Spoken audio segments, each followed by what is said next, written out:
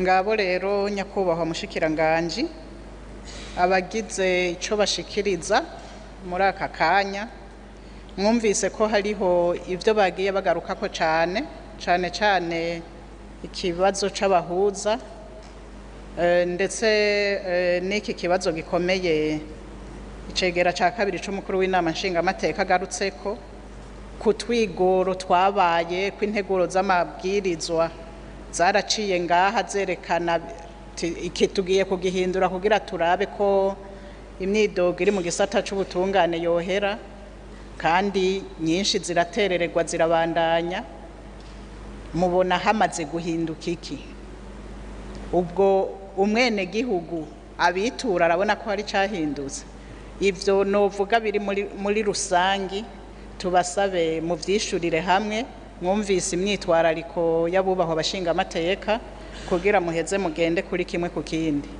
ijambo ni ryanyu. Ego murakoze nyakubahwa cegera ca mbere c'umukuru w'inama nkenguzamateka nshinga amateka murantunga kuba mumpaye uno mwanya kugira ngo nshobore kwishura ku bibazo bitandukanye kandi byinshi cyane byabajijwe n'abubahwa abashinga amateka. Ego rero nyakubahwa cegera ca mbere c'umukuru w'inama nshinga amateka nyakubahwa cegera ca kabiri c'umukuru w'inama nshinga amateka banyakubahwa bashinga amateka mpereye ku bashinga amateka barongoye imigwi itandukanye yo mu nama nshinga amateka banyakubahwa murangurira imirimo itandukanye mu nama nshinga amateka mu vyubahiro vyanyu ntibagiye banyakubahwa twagendanye kugira ngo tuze kwishura bino bibazo ntibagiye abamenyesha makuru bariko baradufasha abajejwe umutekano ndakengurutse cyane nkuko namaze kubivuga nyakubahwa cegera ca mbere c'umukuru w'inama nshinga amateka kuri kano kanya mu mpaye mu kwishura bino bibazo reka mpere kuri kino kibazo ca nyuma catanguye kubazwa na nyakubahwa icegera ca kabiri c'umukuru w'inama nshinga amateka kikanashimangirwa na nyakubahwa cegera ca mbere c'umukuru w'inama nshinga amateka.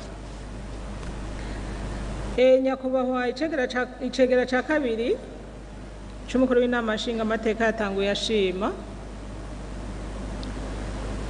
umugwi ashima n'ubushikiranganje aranaca umwibutsa avuga ati burya ubusya ubundi buroroha kandi koko mu barundi kugira abarundi bashike kuri uwo mwibutsa baravyihweje barabibona burya kenshi biriko birakorwa n'uwundi benshi biyumvira ko ari ibintu vyoroshe cane.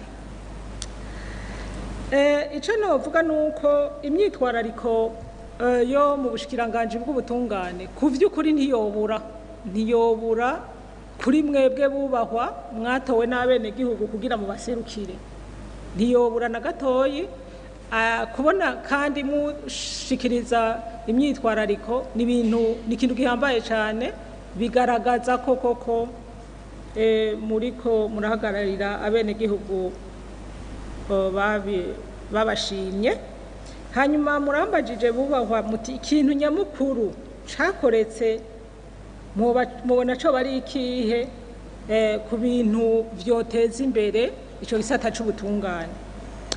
Ku vy'ukuri murabizi vyinshi turabikorana mu gihe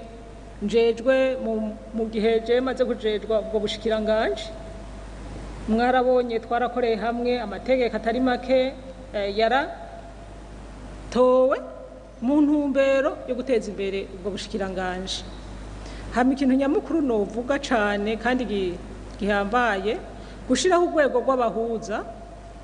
Turabona ko ari ibintu ngirakamaro nk'uko ego nta nyambo ibura gahonzi mu bahuza, ntitwoca tuvuga ko bose ari beranda, ariko muri mwebwe nyene hariho ababashingira intahe ko ivyo bakora aho bari abagira ibanga barahiriye ko binezereye kandi bizotuma mu gihugu haba impinduka. Naho hariho abashinga amateka bavuze bati bamwe ntibazi ico bajejwe, hariho abaca bifata yuko ari abajejwe guca imanza.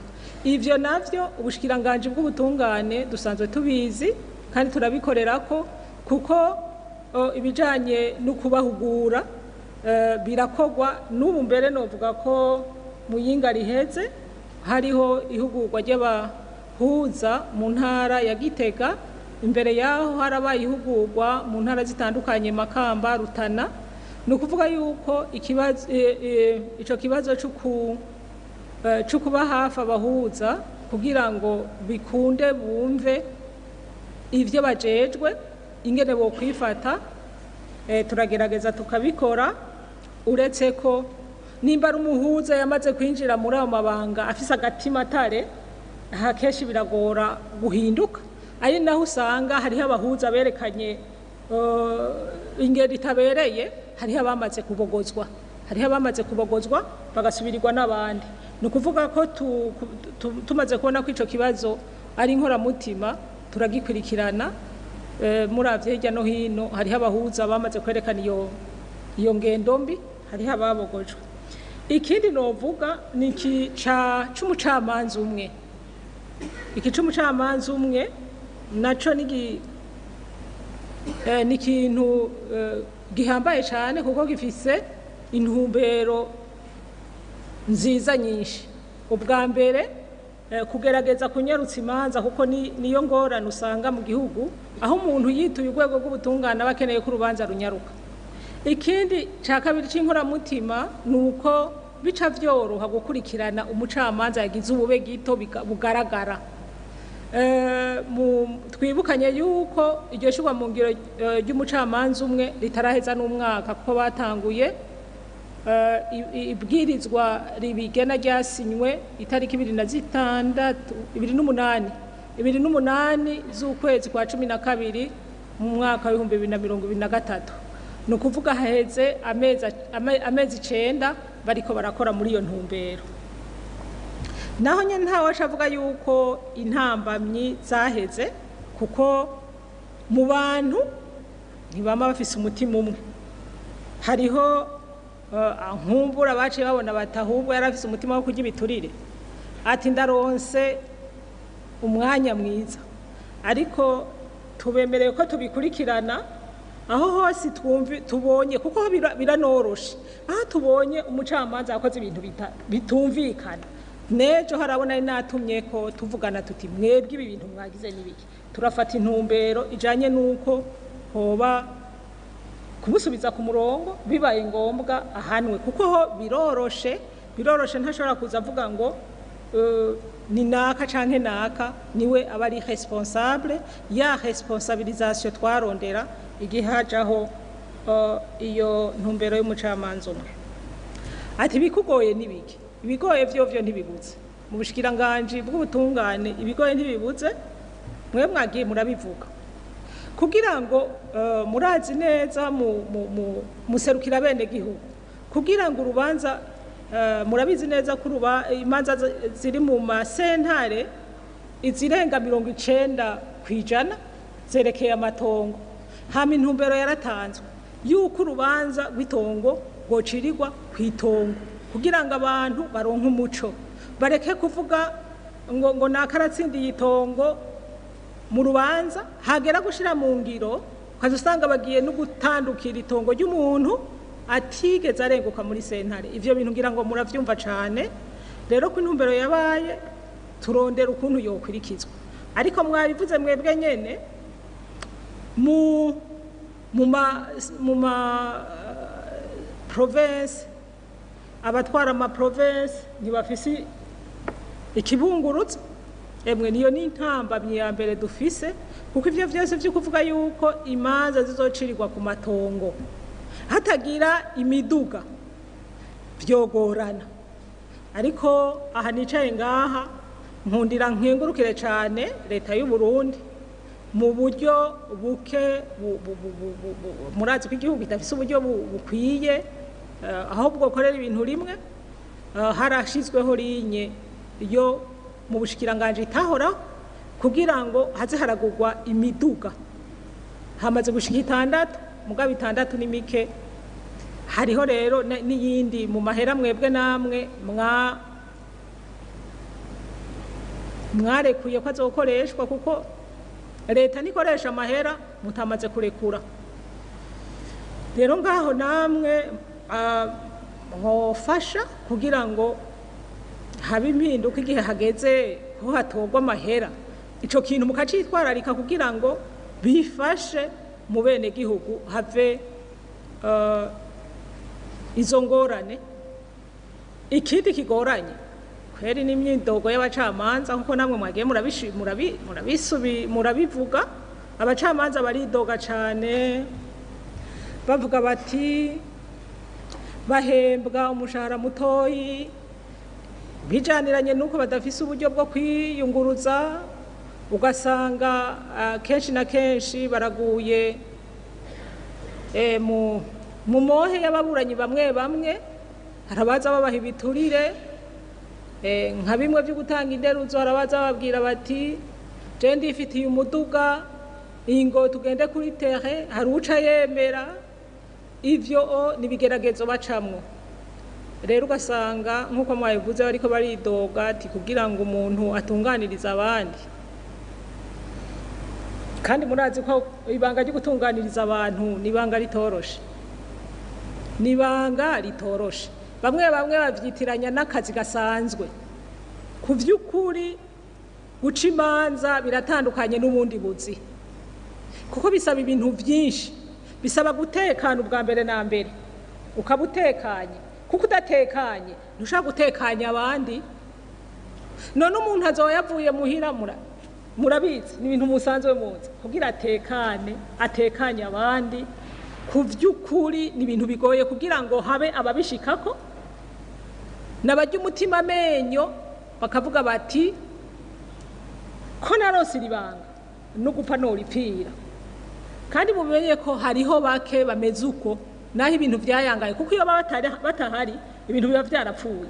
Hariho abavuga bati ko narose iribanga haduka hanyerera hagira gute nzorigumako. Mugabo hakaba n'abandi bavuga bati emwe aho gupfa nozanzama. Akaba n'abandi bakagoka bavuga ati ko ngiramfereka. N'abandi bavuga abantu bari kwinshi imitigiriri kwinshi. N'abandi bavuga ati ko ndi ngaha nzorondera gutunga. Nukuvuga imigwi y'abacamanza iri kwinshi bivuye ku bintu vyinshi.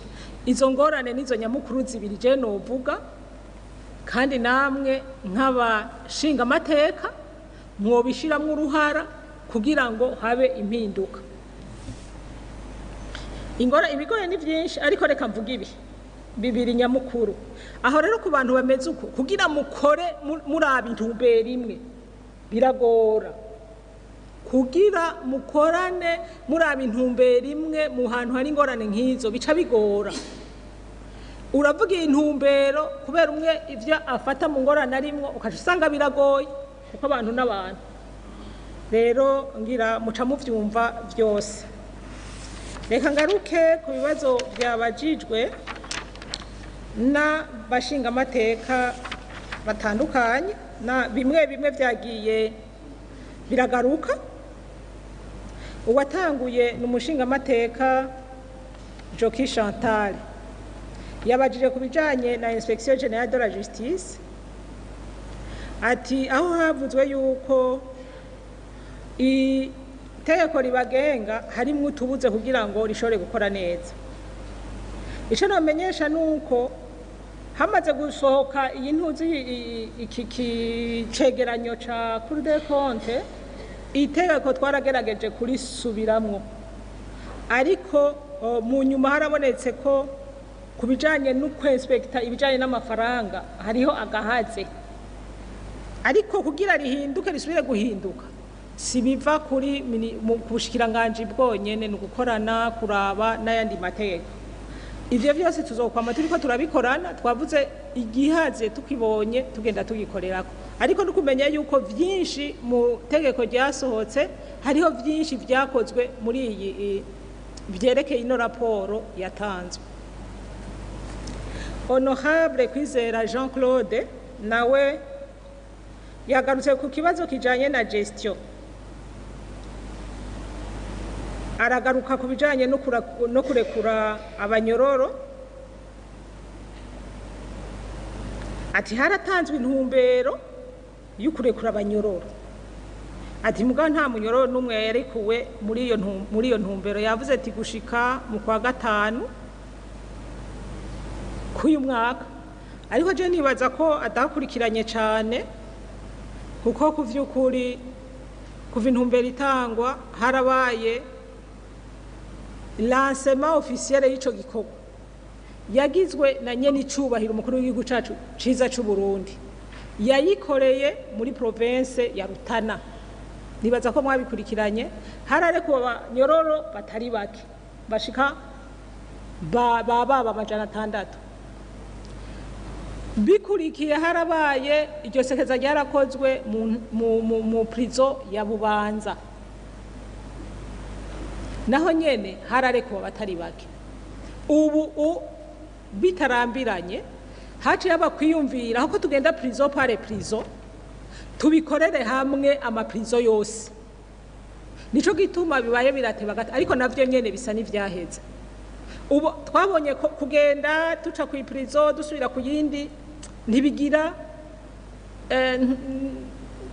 nibiba novuga tufata n'umwanya muremure. Ubu haciye habisekeza kubikorera hamwe vyose. Ubu rero vyo kuvyegeranya kugira bisoke hageze ku musozo wa nyuma, muzokumva abazorekurwa bitarambiranye. Nukuvuga amaprison yose asigaho ko tugenda imwe kuri imwe, twabonye ko twobigirira rimwe. Nico kiriko kirakogwa. Mwavuze muti abahejeje ikiringo ariko ntibarekuwe. Aha hantu n'ikibazo cinkora mutima kandi cama cabajijwe. Aha ingorane tumaze kubona, nta muntu yoheza ikiringo cukurekurwa waguma afunzwe kugira agire gute. Mugabo twasanze hariho confusion, hariho urubanza rucigwa muri novuga au premier degré, bakavuga ko bamurekuye. Mugabo umushikiriza manza nk'akarorero, kandi umva ni penale, umushikiriza manza yunguruje urubanza ruri au degré d'appel. Mugabo umwe yafatirwa ingingo au premier degré akaguma agira chantage ati je ntararekuwe, sentare yarandekuye, mugabo sinda tezurirwa. Kandi mwebwe mugiye kubaraba bababwira iyo rangaje, ntibabereka ko umushikiriza manza yunguruje. Kandi amateka aravuga yuko umushikiriza manza yunguruje warapfunzwe aguma muri ico kibanza. Umushikiriza manza asavye cassation warapfunzwe aguma muri iyo aho hantu uko yarafunzwe. Ivyo n'amategeko yaciye ngaha. Hariho ingingo ya272 yibwirizwa rigenga ingene imanza z'ivyaha ziburanishwa zikongera zigacibwa, nivuga yuko uweza carekurwa. Mugabo ugiye mu ngingo za376 ziremeza neza ingene umushikiriza amanza nawe yunguruje ingene bica bigenda. Rero abafungwa kenshi baca bahagarara kuri iyo ngingo yafashwe na sentare ya mbere, ugiye kumuraba akaba ariyo yama ariko aravuga. Benshi rero haraho usanga bafatira kuri iyo ngingo yafashwe na sentare ya mbere batazi vyabaye ko umushikiriza amanza yunguruje, ko umushikiriza amanza yasavye cassation. Ibyo rero nivyo byo gukorera hamwe tukaraba amategeko muri rusangi, tutaravye ingingo y'amategeko imwe. Ivyo turamaze kubona ko abantu bavyihenda ko cyane, bahenzwe n'abafungwa. Kuko we ugiye kumuraba avuga ko yarekwa, kandi akokwereka n'ingingo, muga ntaca kubwira ko umushikiriza amanza yoba yarunguruje. Yabajije kubijanye n'amasezi, amamodoka arafatwa kuba bafise ivyaha, ati urubanza rutarahera akacagurishwa. Ivyo vyose vyakozwe hamaze kubonekana ibintu ngene vyari bisanzwe bimeze. Kare amamodoka ari yarafatwa, murazi ko urubanza kugira ruhere umara umwanya, haraba ingingo premier degré, hakaba ingingo second degré, hakaba zikabandanya kugira urubanza ruvuge ko gwaheze gwabaye ntabanduka haraca igihe. Ugasanga imodokari zarapfiriye imbere y'amasentare, zaramaze kubaka ubunywenyi. Rero mu ngingo yo gukora bonne gestion, kuko ivyo arivyo byose nimba uwo muduga wafashwe, erega uri muri patrimoine y'igihugu, wafasha mu itunganywa ry'igihugu. Hey there everyone, welcome back to my channel, and if you're new here, welcome. My name is Gillian Perkins. Muri patrimoine y'igihugu, wafasha mu itunganywa ry'igihugu, wafashwa muri ibi canke biriya mu iterambere ry'igihugu. Aho kupfira aho uhagaze upfumu uragurishwa amahera aje kuri konti, muri ico gihe nyene ugifise valeur, utarapfira utarabagasanga. Hanyuma niyezwa ya mahera barahantu, kandi kugira igurishwe hariho komisiyo ibikurikirana. Kugira igurishwe ntibikorwa mu buryo butabereye. Aba expert bajejwe kuraba valere y'imiduga barabanza bagatanga expertise, byose bikakorwa mu muco, hama amahera akaja kuri konte. Ubonye yeze acaza bakamuha ya mahera yiwe, nuko bikorwa. Hama mukavuga muti hari imiduga iba yatswe abantu, iba yarafashwe, mugabanya ugasanga hagiye ko plaque za leta. Ivyo bikorwa mu gihe wa muduga wawe warafashwe mu masezi akagira icaha, wa muduga ucubu wa leta, uko sezi zibonetse uko uwo muntu yabikoresha mu vya ucubu wa leta. Leta rero yashaka kuwafekta kuri service, ukaronka plaque y'igihugu. Nivyo niko bitunganijwe. Rero utsinze akezwa, iyo konti iri ngaho acasubizwa ya mahera ku giciro yagurishijweko. Honorable Mboninyibuka Parfait ati frais de formation zaraduze, frais d'énergie zaraduze, ati ko muri ordonnance iraba transfert habonetse imwe, ibindi ziri hehe, bizogenda gute? Frais de formation zaraduze kubera harabonekanye yuko ni namwebwe mwatoye iryo bwirizwa yuko les besoins en formation y'abacamanza, kuko hariho centre de formation professionnelle iri hajya igenda ifise abaformateur bavyigishijwe babikora umunsi ku munsi. Karica iyari ngorane kwari kubura uburyo, none ubu harabonetse ko boduza uburyo, nubwo nubu ntiburakwira uravye les besoins en formation. Rero ibi byadugijwe kubera ko hakenewe ko abacamanza ni bimwe vya formation continue. Umucamanza naho yoba aciye ubwenge gute, birakenewe yuko yama ariko arahuguga ubwenge, bahanahana ivyiyumviro kugira ngo bakore ibintu biri ku gihe. Ati amahera ya energy nayo yaraduze. Kare murazi ko abo muri residence bahora bahabwa budget kw'izina ryabo, ariko mu itunganywa rishasha vyagarutse ko vyose vyokorerwa hamwe. Iyo konti ikorerwa hamwe, yama energy electricité vyahabwa amasentare yose bica bikomanirizwa kuri konti imwe, amahera caraduka. Mugabo kuri ivyo naho nuko ubu frais de fonctionnement direct zica zigenda muri residence. Ayo mahera yitwa frais de fonctionnement yaba cagenda muri residence, nayo yama desante si kuvuga ngo aza kujeregwa. Ubu harabaye guhinyanyura ntakijeregwa mu bushikiranganje, acagenda directement muri residence, muri grande instance kugira bayakoresha. Ordonnance ya transfert y'amantuze y'ama ligne ati habonetse imwe,